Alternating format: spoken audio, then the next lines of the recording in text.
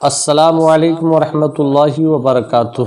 دوستو، گفتگو کرنے سے پیشتر ضروری سمجھتا ہوں سب سے پہلے آقائے دو جہاں سرور کون و مکان صلی اللہ تعالی علیہ وسلم کی مقدس بارگاہ میں جھوم جھوم کر درود و سلام کا ہدیہ پیش کریں۔ پڑھیں بآواز بلند درود پاک صلی اللہ علی النبی الامی والہ صلی اللہ علیہ وسلم، صلاۃ و سلام علیک یا رسول اللہ صلی اللہ تعالی علیہ وسلم۔ دوستو، میں آج آپ سے اس بارے میں گفتگو کرنے والا ہوں کہ جس انسان کے قول یا فعل کے کفر ہونے میں علماء دین کا اختلاف ہو، یعنی فقہائے کرام متکلمین اور فقہائے کرام اس بارے میں اختلاف کریں کہ وہ کافر ہے یا نہیں، تو ایسے شخص کے بارے میں کیا حکم ہے، وہ شخص کیا کرے؟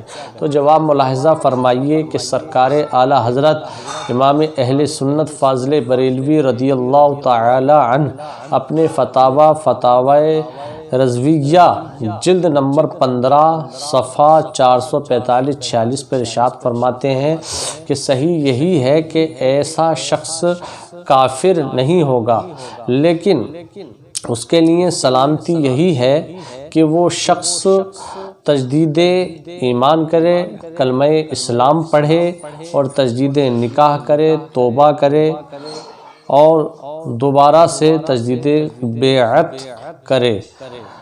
اگر یہ باتیں آپ کو پسند آئی ہوں تو زیادہ سے زیادہ شیئر کریں، لائک کریں، کمنٹ کریں۔ السلام علیکم ورحمۃ اللہ وبرکاتہ۔